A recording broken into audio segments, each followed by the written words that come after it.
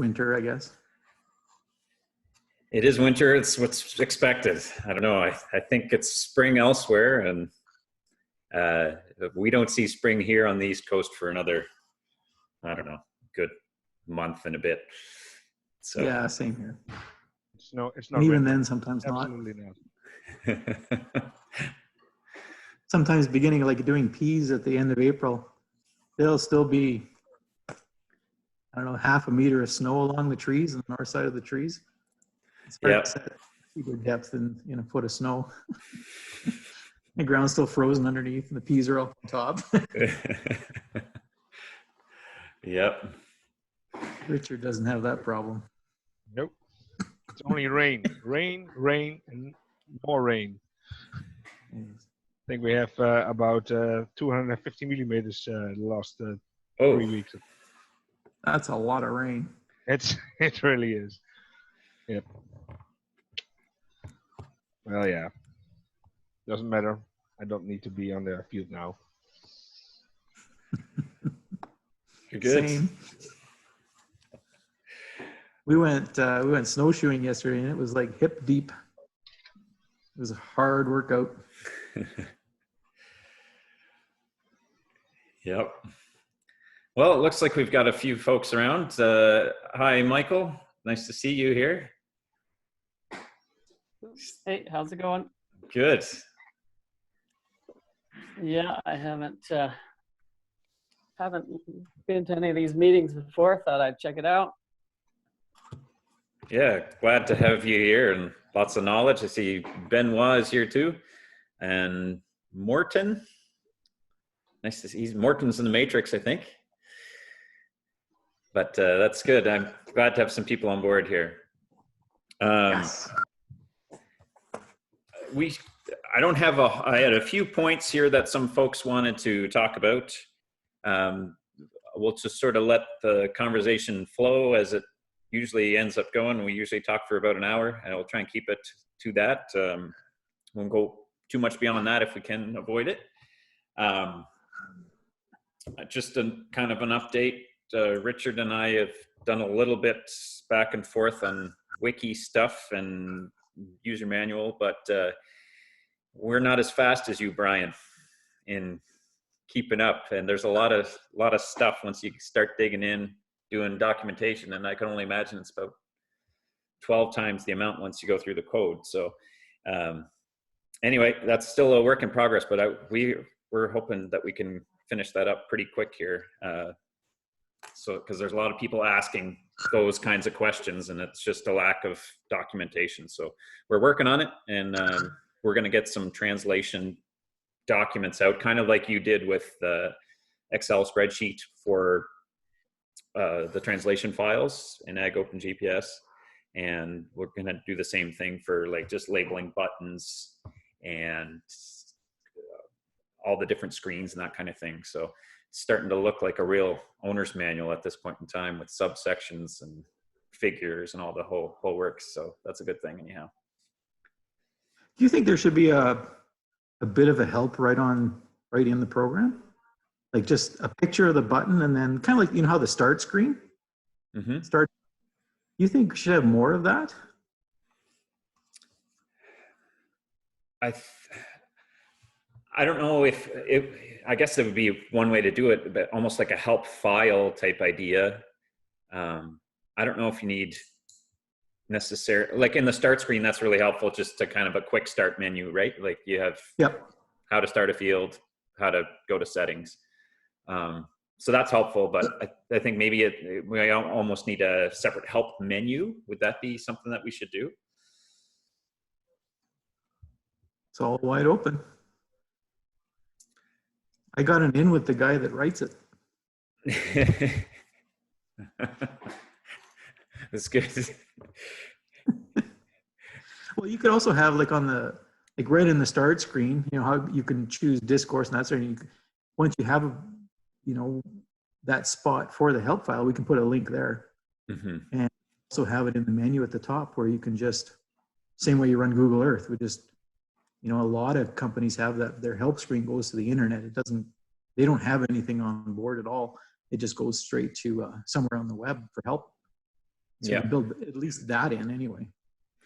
Yeah, maybe we'll start with that. So like right now, it's just a document, like an open office document. And Richard put up the wiki on the GitHub wiki. So we'll just, wherever the home is, we'll just link it up to that and then kind of move forward. But it's just nice to have it all in one spot.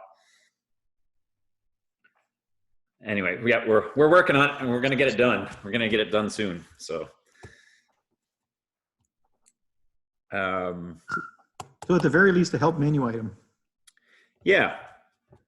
Okay. I think it's definitely helpful for a lot of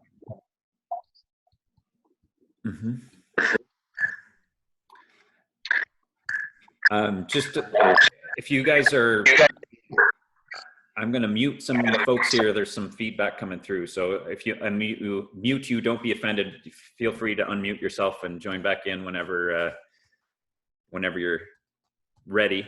I think what we maybe should do is just touch on a couple of those things that have come up bug-wise. Do we want to talk about that first? Before, there was just a few things that had come up on the forum and also on the Telegram group. I don't know if people want to dig into that, or I'll throw it out there. Bugs, anybody, jump in. Cabbage seed pod weevil. That's a bug. Wireworm. Wireworms, yeah. Ligus bugs. Beetles. I think it's pretty hard to talk about bugs because there's a new version every 17 minutes. Yep. And then kind of as the bugs pop up, then try to crush them, and then 3 more come up. I think with the latest version that I uploaded this morning, there's still a speed thing that if you're standing still, it doesn't update the display up in the upper right-hand corner. Once you stop, then it doesn't update that. So I'll have to change that so that it constantly updates. But section stuff, I think, is working pretty cool. If anyone had a really strong stomach, if they watched the latest video on the source code, you get an appreciation for what the heck is going on back there. I haven't gone all the way through it, but I'd like to, because I do enjoy those kind of videos, because then it gives us so much more of an appreciation for all the work you've put into it, and just the amount of noggin scratching that goes into just what looks like a simple thing from the outside. So yeah, I appreciate that. It's never simple, never.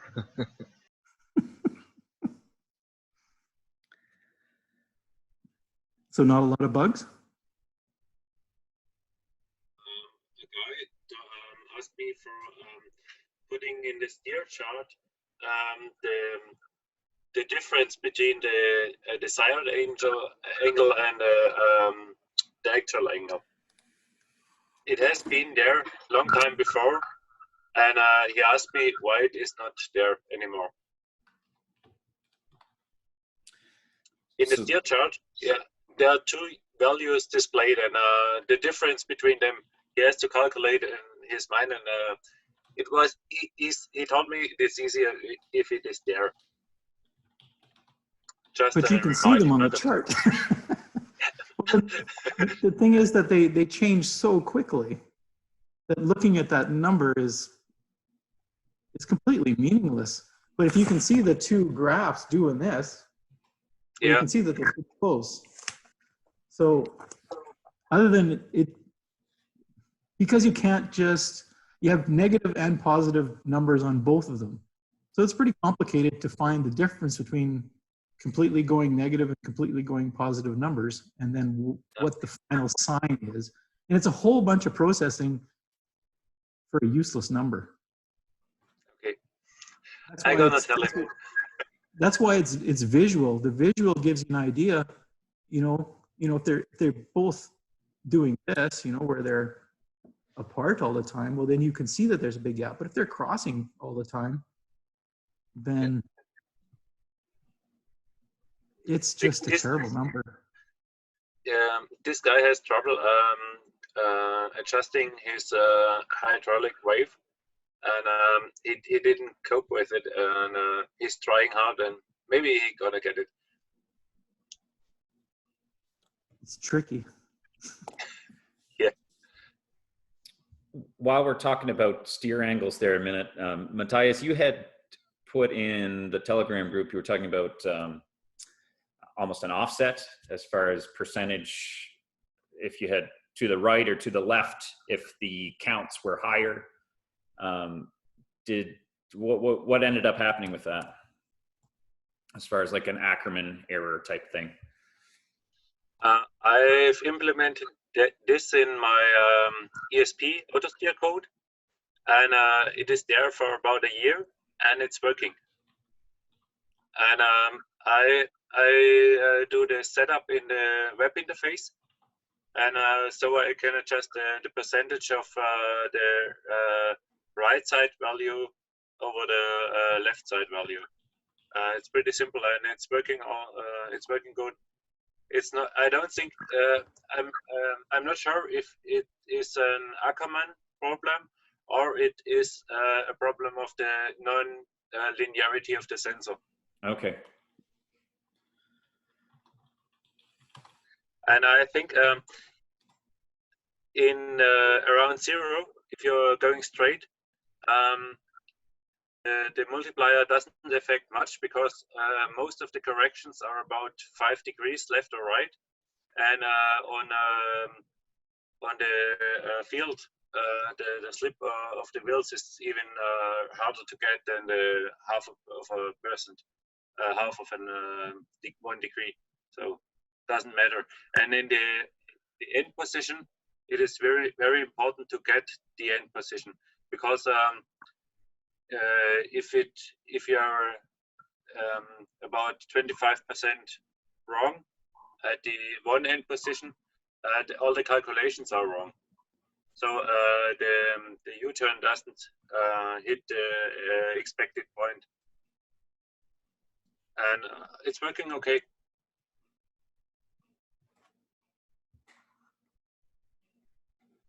agopengps has the same code that Matthias uses. You just set your Ackerman percentage here, and then this goes from 50% to 200%. So haven't tried it physically on a piece of equipment, but it works. So it has incorporated already in it.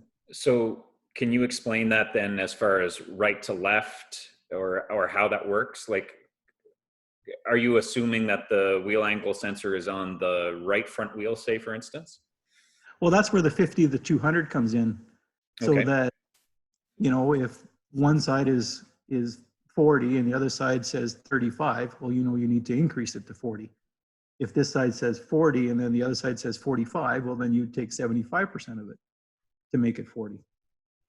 So you focus just on the right side.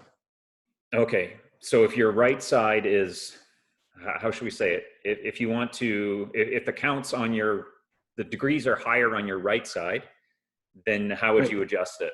Like, let's say you're, well, like your example. Less than 100. Okay. Less than 100. Take 75% of that value then, or 80% or whatever. So in my program, it's called a right side multiplier. It might be more expressive than Ackerman, because it might be no relation to Ackerman. Right. Maybe it's confusing.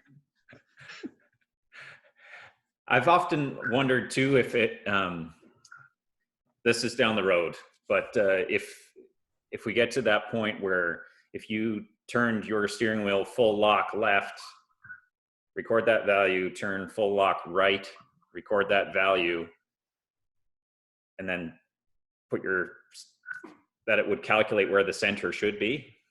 You know what I mean?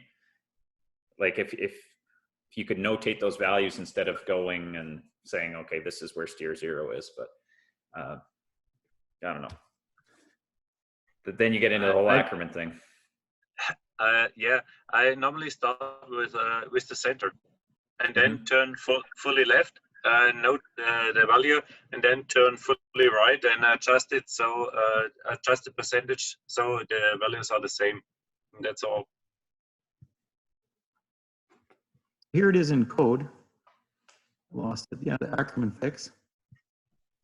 You're basically taking the steer angle actual, and if it's less than 0, then we're adding that percentage to it. And that's all we're doing is just, it's so simple. It's kind of ridiculous.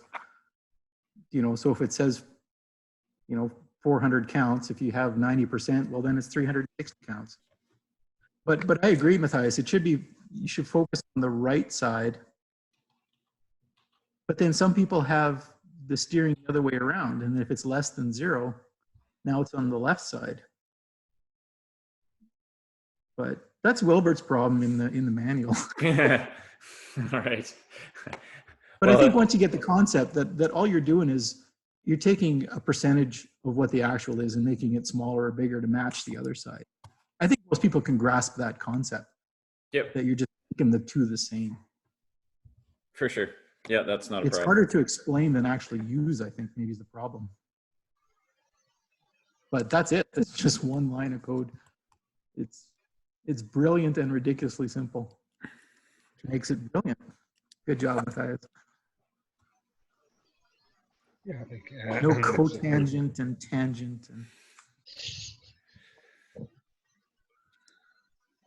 All right. Anybody have any other bugs or things they ran into section-wise or U-turn? I noticed you had that too, Richard. You'd thrown that up. There was where the U-turn pattern is off of the line that you're driving. I thought I had a bug. Aha! Fooled again. Yeah. Yeah, you can't use more skip. No, absolutely. Yeah, it's so true. And yeah, I was just playing around with the software and try everything ridiculous to find any bugs, and then I got this one. So that's why I told you about it. But yeah, you don't use skips when you're doing this way. So no bug. Oh yeah, it is a bug, but you can't solve it.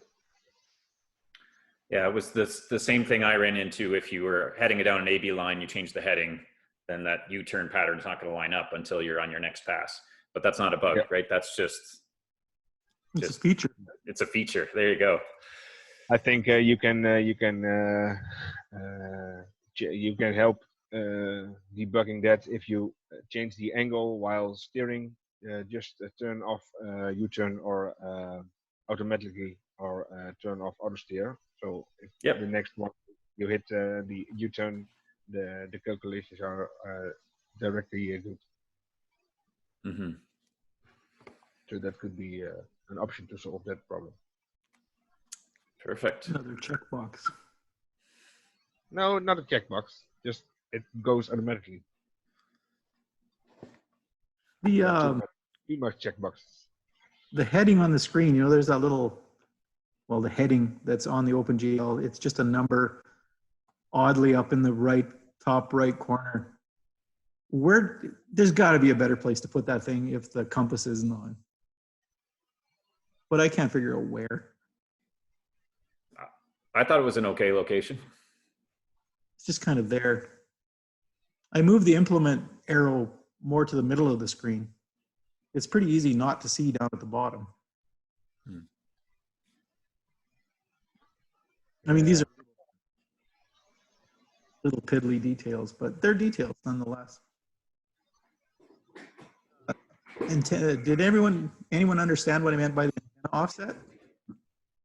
Fixing the antenna offset? I put that little video up where I could move the thing over, like then moved it 8.5 meters over the other way, and it worked perfectly.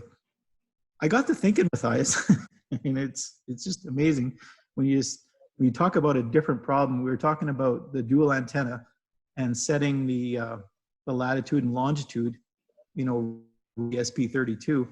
And so then I was looking at the code and I'm going, how do I do the antenna offset after that step array? Like, you know, like to make sure the thing doesn't move if you're not moving, or you have to move at least a little bit of distance.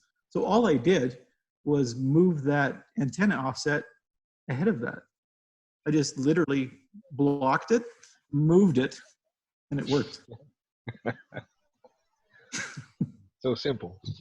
So simple. So then I thought, well, I may as well do that with roll too. And yeah. Does that then, I had asked that question too. If we can do antenna offset, can we also do implement offset too then? Is that? Well, there is implement offset. But that you can offset it more than half the width of the, you know, if you had your mower out on the side, that classic But I showed example. Richard that this morning. You Okay. just use a normal AB line. You set your left, you have two sections, and set your left section to 0. Yes. And then just use the right side. So that works again now in contour mode and everything then? I haven't tried it. Oh, good question. I don't know.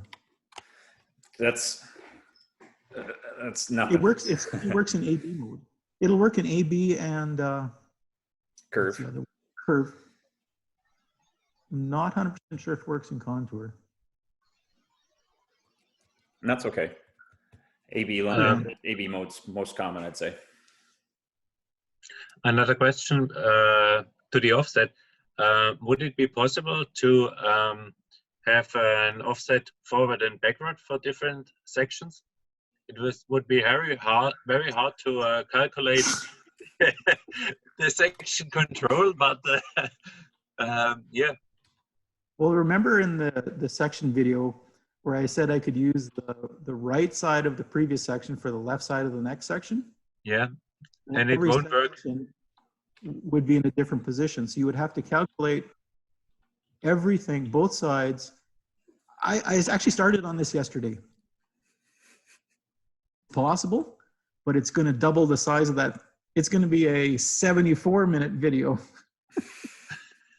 to explain section control after we can move the sections forward and backwards, plus twice the computations. It's literally twice as much computing just to move a section. Because right now, just describing a line, so your position, it's all easy. It's easy right now, but it's totally possible. I don't know if there's any necessity to do this, but I know vineyard sprayer in the middle of the tractor. So you spray 2 rows behind your tractor, and the rows on the next rows are on the side of the tractor. 2 behind, and the other 2 besides the tractor. You can see what's happening. Yep, we can see that. It's the line. Yeah, it's working, Richard. It flips over. Well, Matthias, our high clearance sprayer, yeah, that won't. Yeah, kind of Our this. high Yeah, clearance sprayer, the center boom is back about 1/2 meter. yeah. In our application, it's about 3 meters, because we use a normal vineyard tractor, and the overrow thing is in the middle of the tractor, and the other is a trailer sprayer. See, but So the offset, mapping then becomes tricky because, you know, when you're going around a corner, yeah, draw the mapping different than back here, and it's going to leave a bunch of holes and gaps. So does the mapping then still have to be a line? no, it should map this as the position is. So when I leave the rows, I have to switch off the in the middle, and then on the side of the tractor, and then 2 seconds later I have to switch off the one in the rear. It's not really a problem, but the one who sell these products use the time for switching off the later ones. They have a delay of 1 second. I don't know.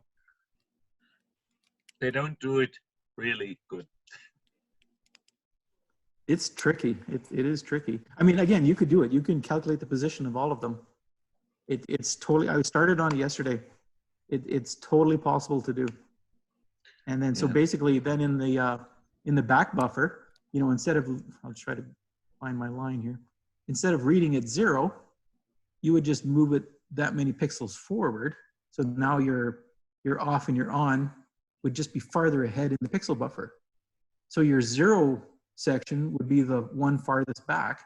And you would just look farther ahead in the pixel buffer for the other sections. I mean, there would be a limit how far you can go forward, but I mean, you are to 25 meters look ahead. But, Yeah. I mean, you could also change it by moving everything down to start at the bottom of the buffer, and then you would have 50 meters of look ahead. Normally, we don't drive that fast. You In get my the other yacht. end. I don't think it's really necessary to do this because it's very much work to do. But yeah, no limits. Yeah, and then, well, that actually brings up one of my questions. Was people were talking about more sections. How many sections do you need to uniquely set the width of? Like, is it 8, 9? Like, if you had a sprayer with, what's the biggest number of sections on a sprayer that are different? I don't know. I think the very new one have individual nozzle control. But they're all the same width. Yeah, 50 centimeters. Yeah. You know, or a corn planter. You know, all the sections are the same width. So you set one. What I'm wondering about is if, you know, we don't need to set, if you're going to use 16 sections, odds are they're all going to be the same. But where's the cutoff line? How many sections do you need to individually set the width of? I've heard of a sprayer with 9, like 9 different sections. I actually don't know. But how do we know what the cutoff is? You know, and so if you select 10 sections, then the setting becomes really easy because all you then is just have one numeric spinner for width. And then we don't have a limit of how many sections. Well, you have a limit of processing, but then we could have 50 sections. And then I think would be just display, not. if we keep the possibility to set those 16 individual sections, also with the 16 buttons. So if one use it is with a corn planter, he can manually switch off those individual sections. And if someone has more than 16, it will be not easy, not possible to switch them individual. It's just automatic. It's just computer controlled. Yeah.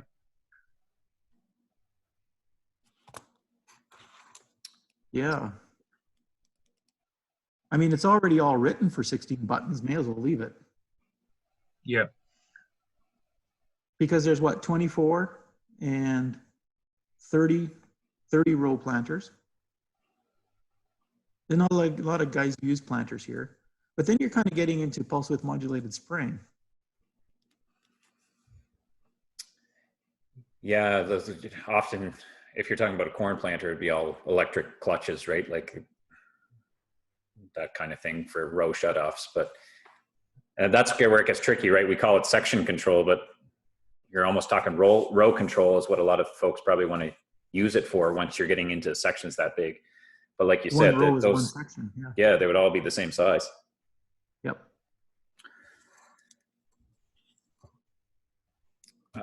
I don't know if we answered your question or not, Brian, but there it was. Well, I like Matthias' thinking. Like we've got the 16. Just leave them.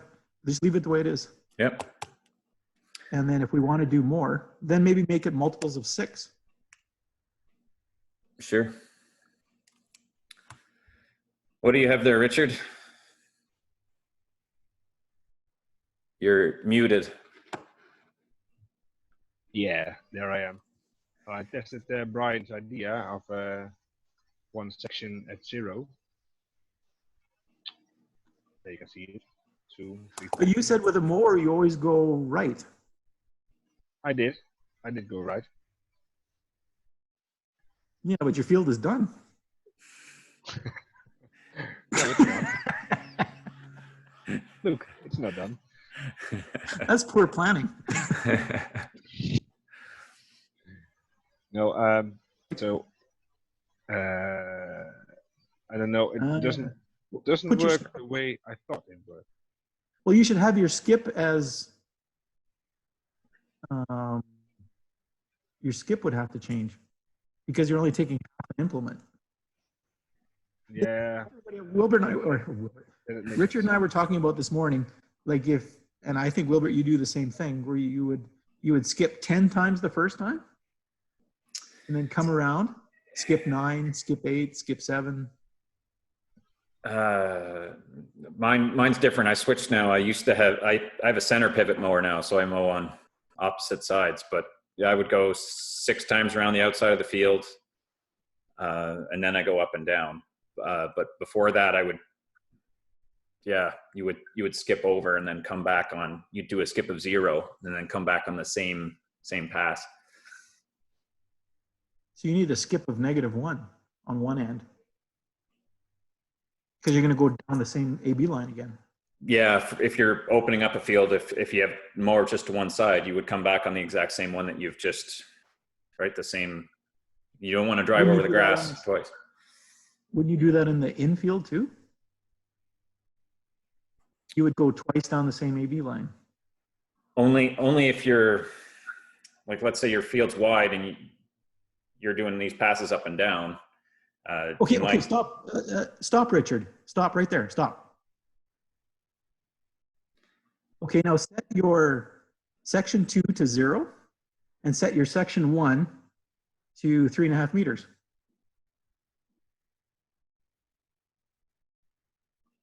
Set that to 350. And set the other one to 0. Because this is what you're doing, Wilbert, right? Yeah, so you're going with the center pivot, that's what you would do. Yep. Yep. Well, no, I take that back. You would not, you would be over half in the center of that other pass. Does that make sense? The tractor would be it's the center of the implement pass. So you would have to make 3 sections and make the center, I don't know. Neither here nor there, I guess, but yeah, you would be more like that. I think the 3 section is the solution. So the middle section would be the width of the tractor. 0. So put in 2 meters for the middle section, and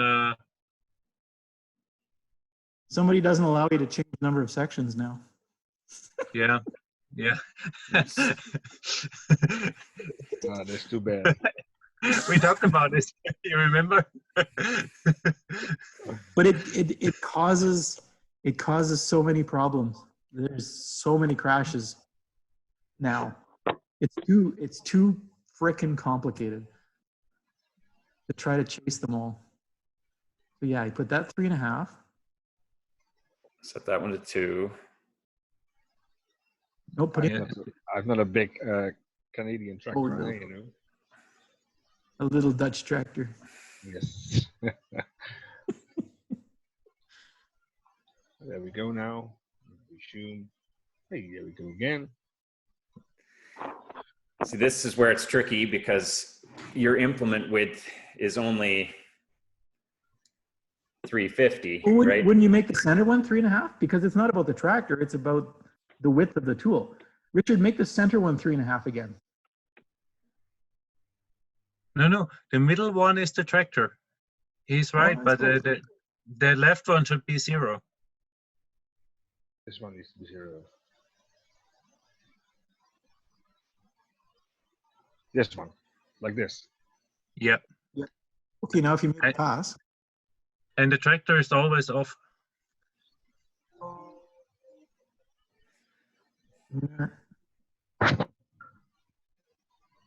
I got to skip to 2. No, it doesn't matter. Can't change it now.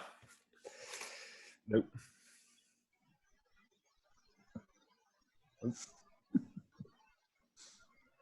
Bunch of grown men looking at a triangle. Well, I can see what's happening. Oh, you should have did a skip of 2. Yeah, I'm sure. Skip of 1. That one, that's the one you want, yeah. But does that work out?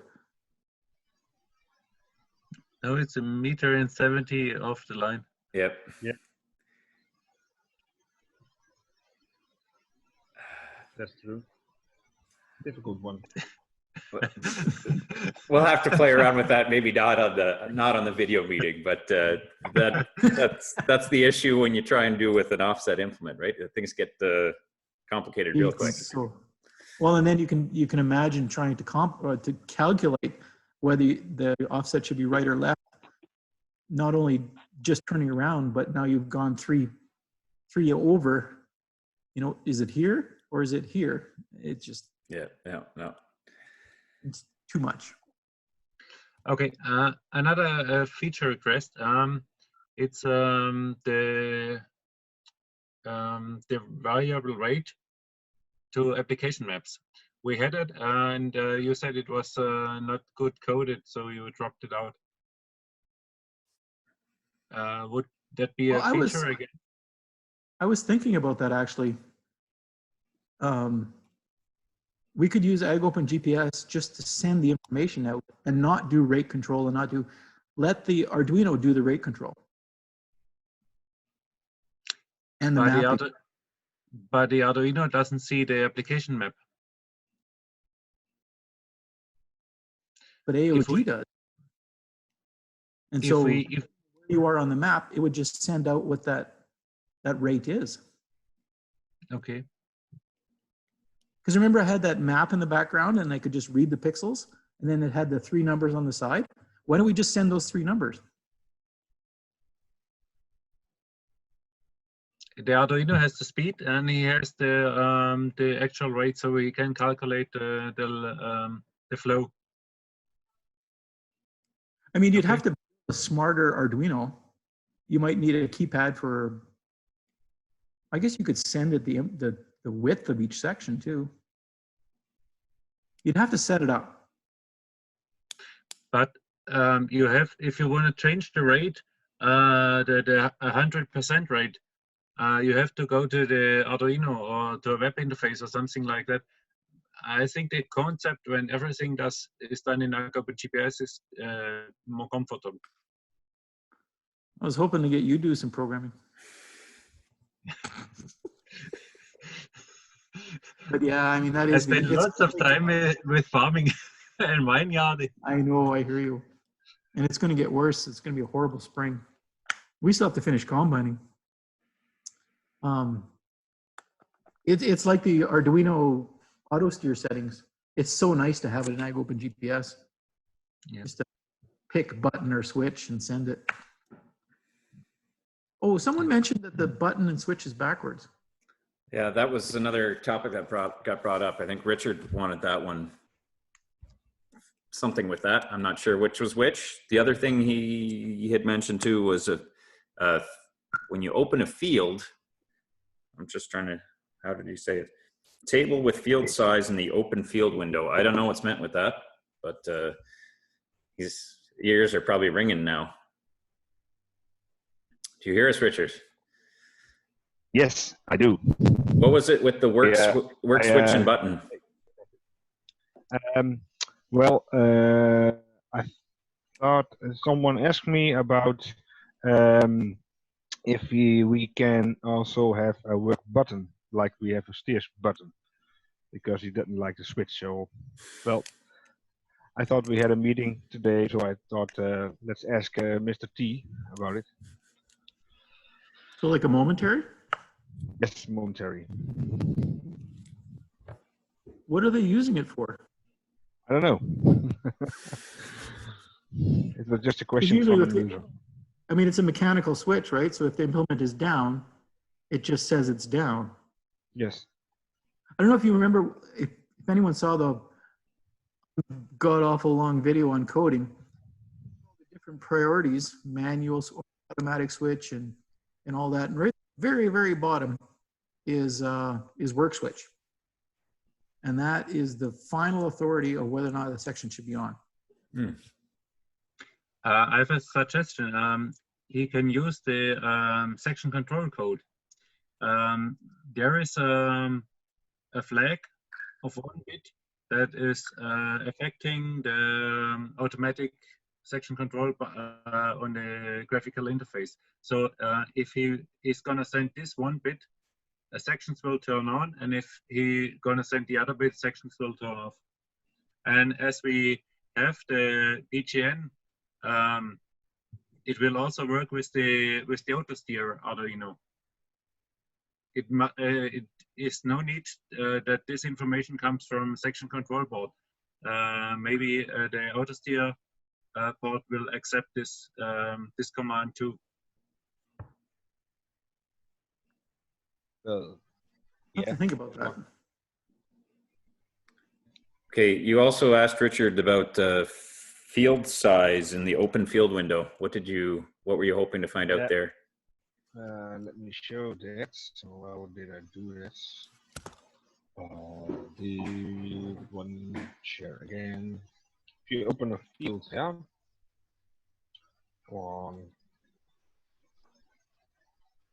say open, you have another tab with the actual size of the field.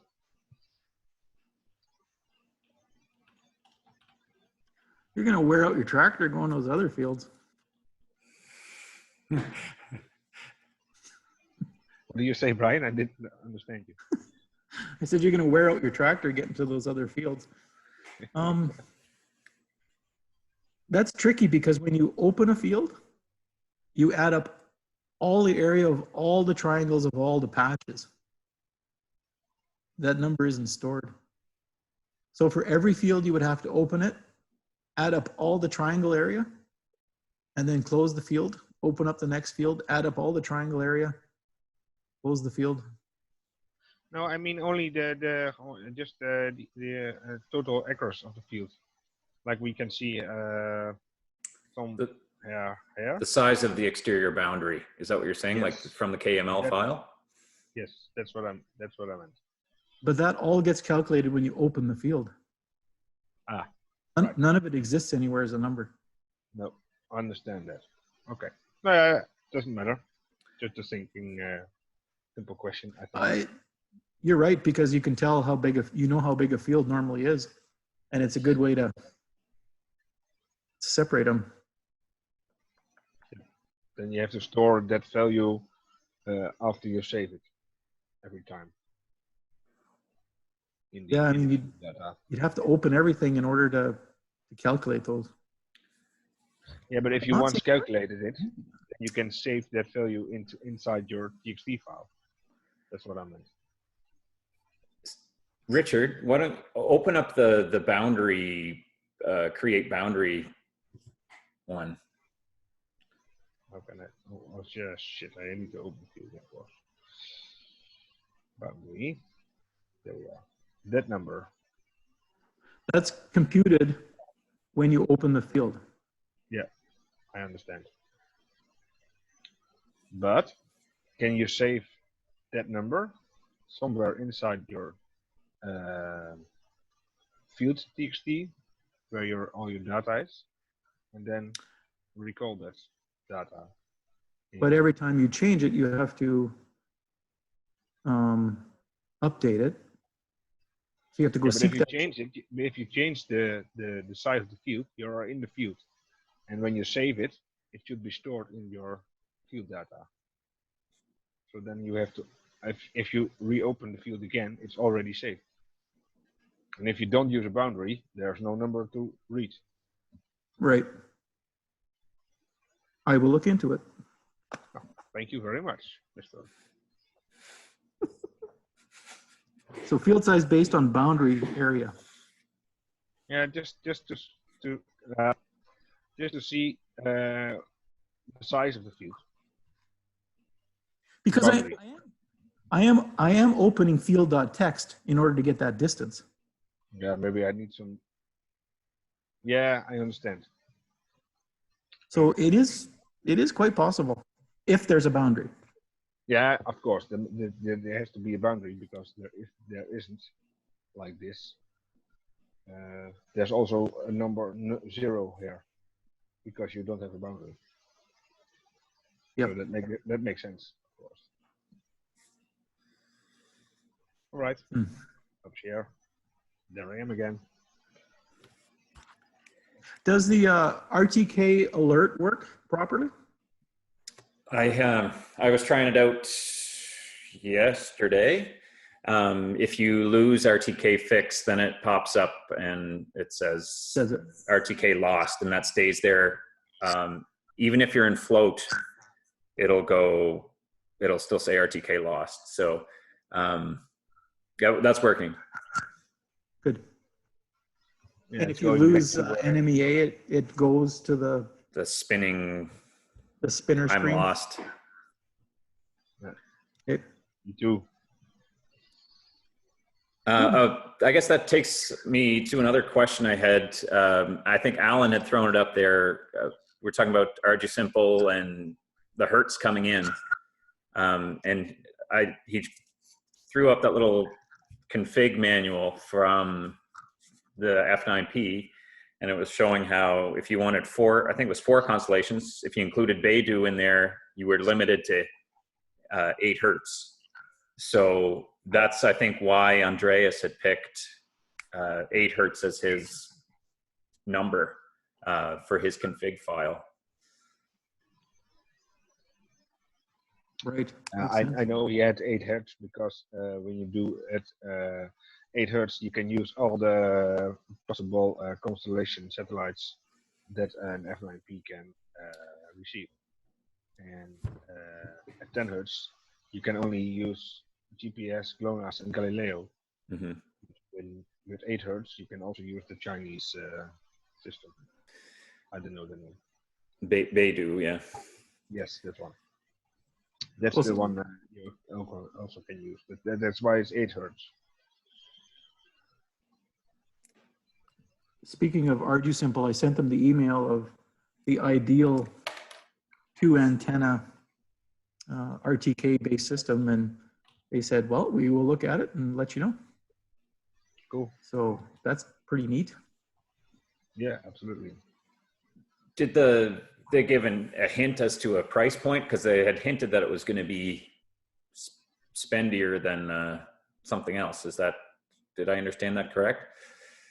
Because they're kind of going for CAN bus system. It was included in that, like they wanted to take it automotive grade or something. That's what it looks like if you look at their site. Yep, automotive grade. Well, the 3 antenna is automotive grade for sure. And I don't know who I was telling. It seems like automotive is going the way of Ethernet, and so more and more of the new components are going to be Ethernet based. Because I noticed on DigiKey, it's called Magijack, where it's a waterproof, sealed Ethernet type connector that can carry both CAN bus and Ethernet. Cool. So, and that was automotive based. So it kind of sounds like the limitation of CAN bus is too slow. There's too much information being transmitted, especially with the self-driving stuff, that they are all going to Ethernet. So we are way ahead of the game. Yep. We don't need to go to CAN bus. We'll just use Ethernet. Yep. So in about 80 years, then the tractors will be Ethernet. Another hardware question. Today came up on the Telegram group that Arduino Nano 33 Internet of Things will lose Wi-Fi connection. You know this problem? I posted. Does anyone remember the Maker 1000? MKR 1000? Probably 4 years ago now. And it arrived and then it was off the scene. And it had the exact same problem. It was exactly like the Nano 33, and you would hook it up, everything would be fine, there'd be no errors, and in 2 hours it's lost. Or an hour, it'd be lost. Or 6 hours, it would disconnect. It would disconnect. It would disconnect. You couldn't use the thing for anything longer than an hour. So that's the problem. And it sounds like the Nano 33 has the same problem. Okay. So before I think anybody spends any time on it, that needs to be figured out first. But the ESP doesn't have that problem, right? No, the ESP works. It simply works. Yeah. And let's hope the Nano works too, or gonna do this with a firmware update, because the Wi-Fi chip should be related to the ESP Wi-Fi.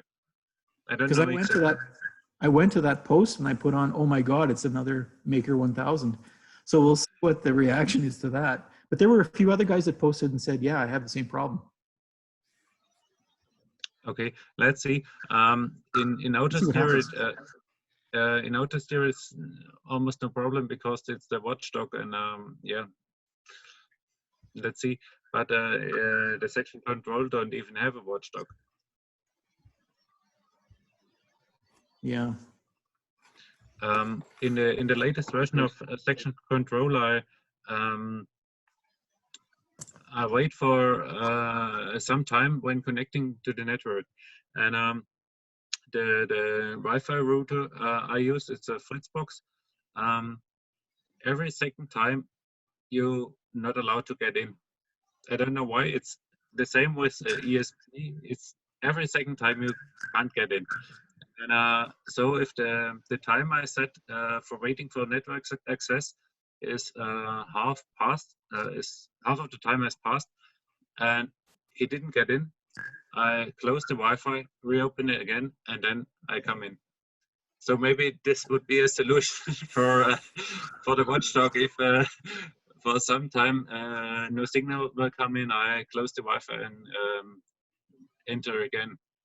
But it's no good thing if the section control isn't working for 5 seconds. Yeah, that's right. Especially on a cedar. Oh my God. Or 30 seconds. Yeah. You will know next year. You'll have to see that spot the grass because you're going to lose your Wi-Fi every year. Oh, I already got a field like that. My dad, he forgot to I know USB turn and it off. USB and Ethernet, they're pretty darn reliable. I'm not even in the track. It works, which is important. You can't have losing connection when the thing is driving off on its own. That's bad. With the BAD ESP, bad. I don't have it. With the ESP, I don't have problems like that. On my Vineyard tractor, I do everything via Wi-Fi. The GPS, the auto steer, the tablet, everything Wi-Fi. But I use the Teltonica router, the Route 955. It's quite expensive, but it does a real good job. Right. Just works. I'd like to hear a little bit more about Michael's Android and the Qt. Hello, Michael. Oh, sorry, I'm just outside for a second. I'm heading in the house. Give me a minute Hurry. or a second. Hurry. You only have 6 minutes. You resurrect the project.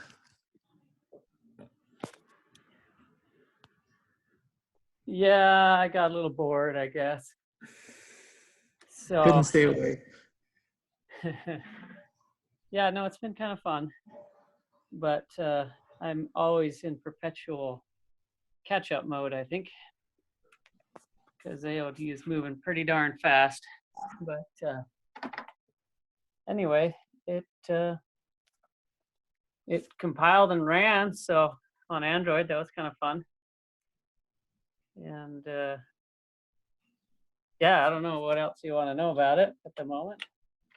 Does it mostly work like AB line and? Yeah, hold on a sec. I can show you what it's doing.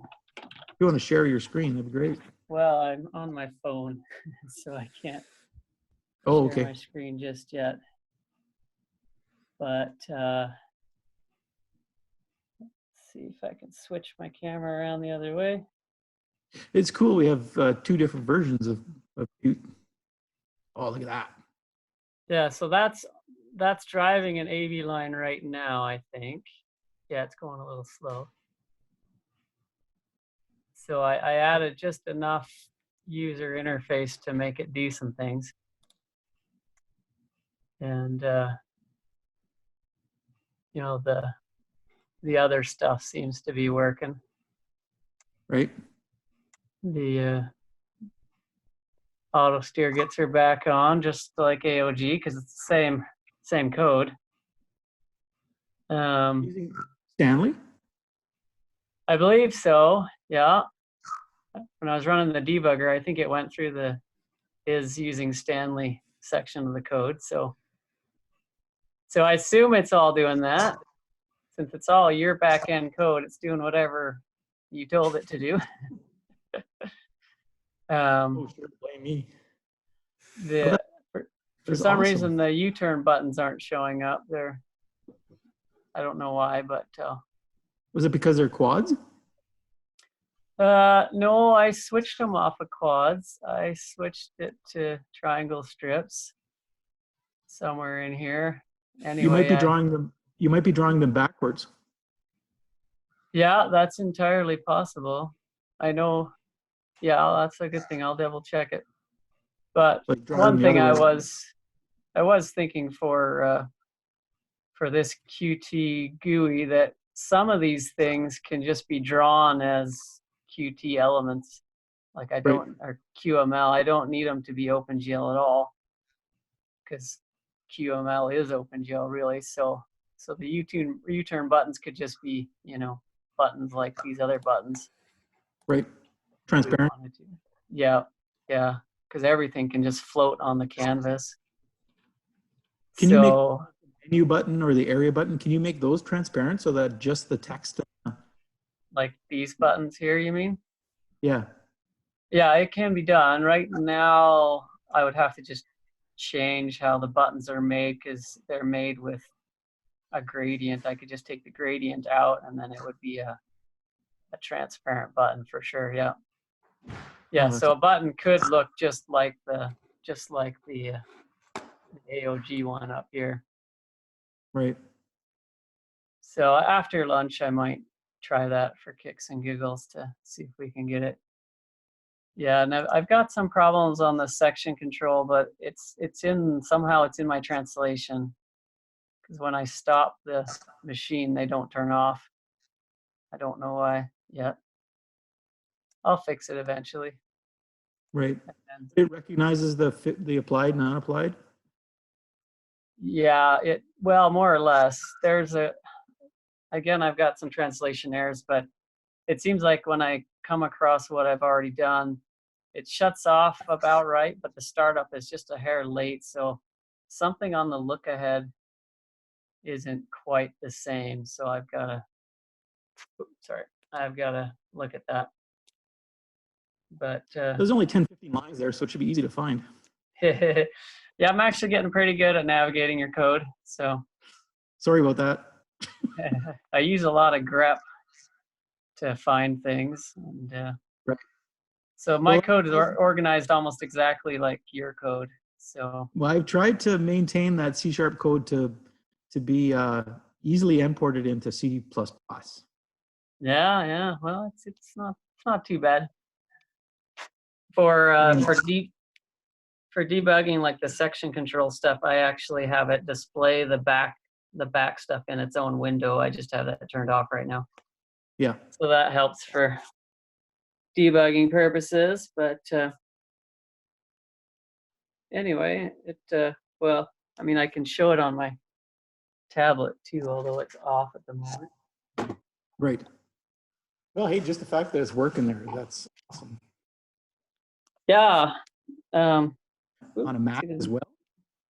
It should run. I gotta switch my camera here. Like just compile it for Mac. Yeah, switch it back to my face, my ugly face. Yeah, so it'll compile on anything that Qt will compile on right now. Qt Creator on a Mac should do it. Yep. So you could run it on an iPad.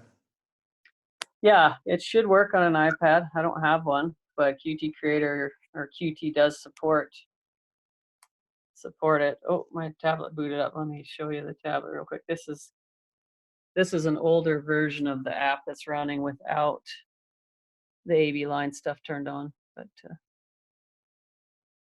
where did it go? Whoop.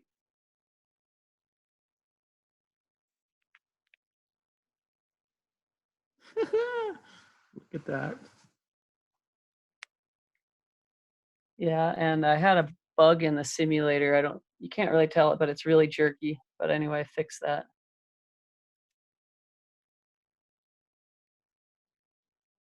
So anyway, it works, and it even changes. So anyway, it's got potential. Absolutely. It's just that I spend most of my time farming and not programming, so I don't get anything done. I don't get any farming done. Yeah, understood. What someone was saying something? Would it be possible to have one code in the long run on multi-platforms? I don't understand much, so I ask. Well, yeah, theoretically, the code I'm using can compile on any platform. The C# code is also highly portable. It's just that the user interface is tied to Windows. So if somebody brave just redid the whole user interface using a .NET library that was cross-platform, then it would probably run quite nicely on Android or C# or iOS, because what do they call themselves? Xamarin. They produce .NET tools for Android and iOS and other platforms. So yeah, so there are options. It's just a lot of work to move a user interface. It's the hardest part. Yeah, that's why I haven't done any of it yet. It is. It's probably 80% of the work. Oh. Yeah, I prefer to be in the back end, things with no user interfaces, Arduinos and stuff like that.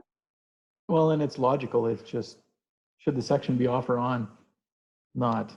Well, if you push this button, how many 17 other things do you have to make sure are off or on?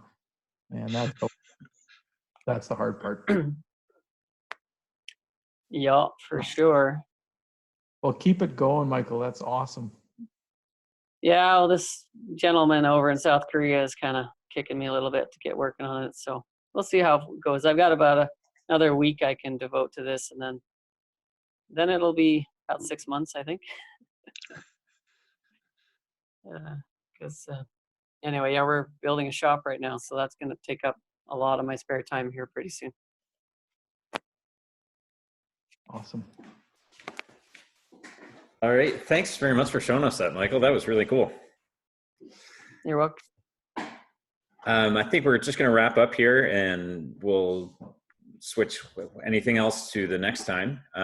If you have any questions or things you want to put on the next video meeting, please just send them my way or put them in the comments of the next invitation or whatever, and then we'll have things we can talk about that way. There's never a shortage of stuff to talk about anyhow. So if we'll just kind of... Sorry, if I cut you off, sorry. When do we release version 4? I think it's basically ready. I'd say Richard and I should make sure that documentation is there, and that way it puts the pressure on us. So then we can... No pressure. I have to make sure the Arduino code is working. I think Matthias, you confirmed that. But and I think we for sure get like the AutoSteer, USB AutoSteer Ethernet, and AOG version 4, and a rudimentary manual.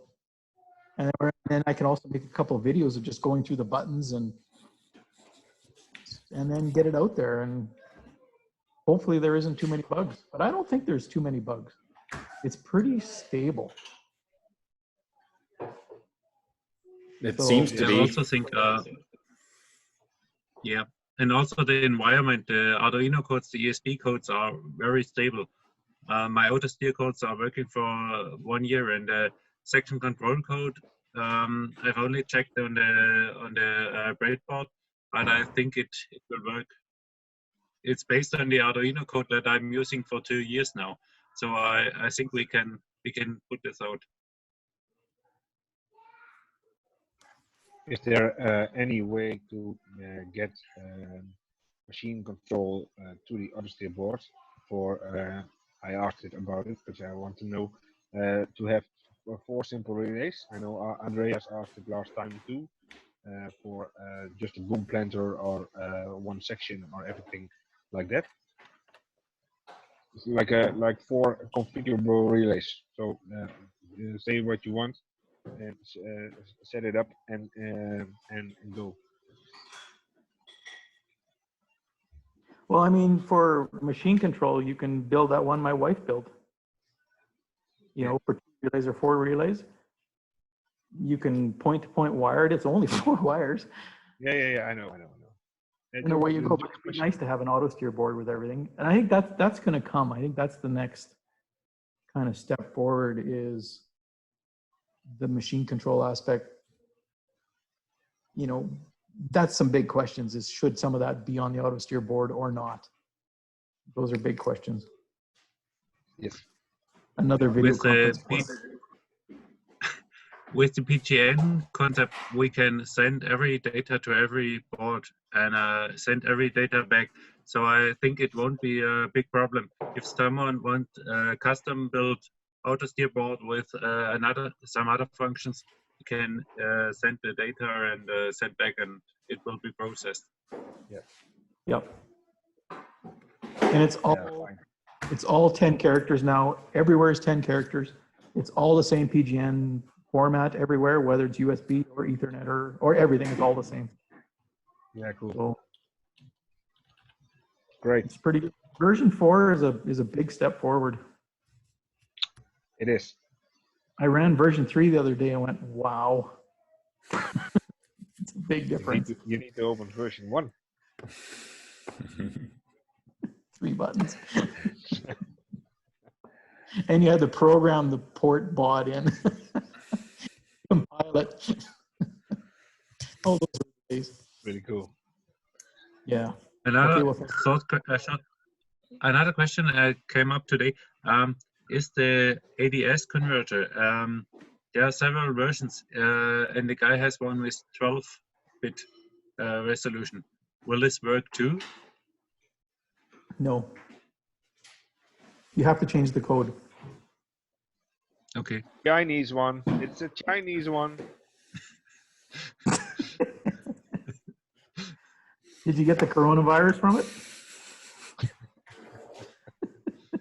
I shouldn't laugh about it. I'll probably get it and die. Okay. So we need a real good shopping list. 1115 or nothing. Yes, we do. I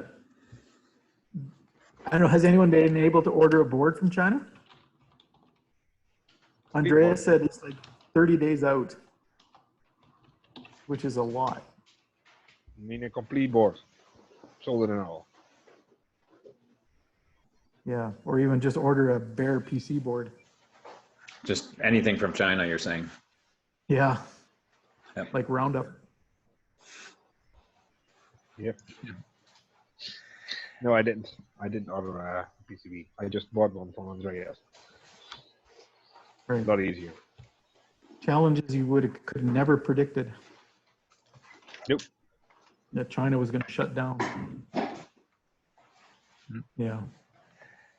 Because even if you put it on a plane or a boat, I mean that it's all halted.